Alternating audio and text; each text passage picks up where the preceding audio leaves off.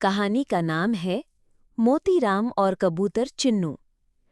किसी गांव में एक बहुत मोटा आदमी रहता था। नाम था मोतीराम। उसका शरीर इतना भारी था कि वो 2 कदम भी चले तो पसीने पसीने हो जाता। गर्मी के दिनों में तो उसकी हालत और भी बुरी हो जाती थी। वो दिन भर पंखा झलवाता, ठंडा पानी पीता, लेकिन फिर भी चिढ़ा चिढ़ा रहता।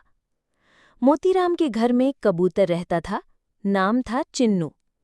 चिन्नू बहुत प्यारा, मासूम और समझदार था।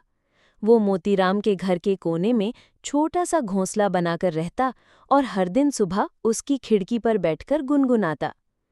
लेकिन इस गर्मी में मोतीराम की सोच कुछ अजीब हो गई थी। एक दिन उसने पसीने से परेशान होकर कहा, ये गर्मी, ये इतनी ज्यादा क्यों है? हाँ, ये चिन्नू, ये हर सुबह खिड़की पर बैठता है, जरूर ये ही गर्मी फैला रहा है। चिन्नू तो कुछ समझ ही नहीं पाया। मोतीराम ने गुस्से में उसे झाड़ू से भगाया, कभी उसके पंख खींच दिए तो कभी उसके लिए रखे दाने पानी को फेंक दिया। बेचारा चिन्नू डर से सहम गया, लेकिन फिर भी उसने मोतीराम को नहीं छोड़ा। अगले दिन चिन्नू उड़कर पास के बाग में गया। वहां से वो तरबूज का जूस, आम का रस और नींबू पानी ले आया। उसने एक छोटी पत्ते की कटोरी में रस भरकर मोतीराम के पास रख दिया। मोतीराम ने पहले गुस्से से देखा, लेकिन फिर जब पहला घूंट लिया, अरे वाह, कितना ठंडा, कितना मीठा, ये तो कमाल का जूस है। उसने सब पी लिया और पहली बार गर्मी कुछ कम लगी। दूसरे दिन चिन्नू फिर आया, इस बार जामुन का शरबत, फिर नारियल पानी, हर दिन कुछ नया।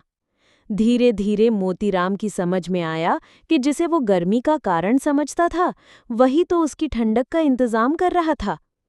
उस दिन मोतीराम ने चिन्नू को पास बुलाया, प्यार से सिर पर हाथ फेरा और कहा, माफ कर दो दोस्त, मेरी नासमझी की वजह से तुमने बहुत सहा।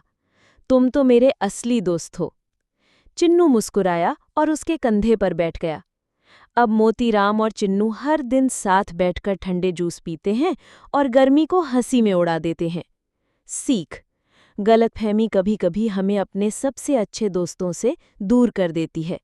समझदारी और दिल से सोचे तो गर्मी भी ठंडी लगने लगती है। और आखिर में दोनों रोने लगे क्योंकि चैनल को किसी ने लाइक सब्सक्राइब नहीं किया।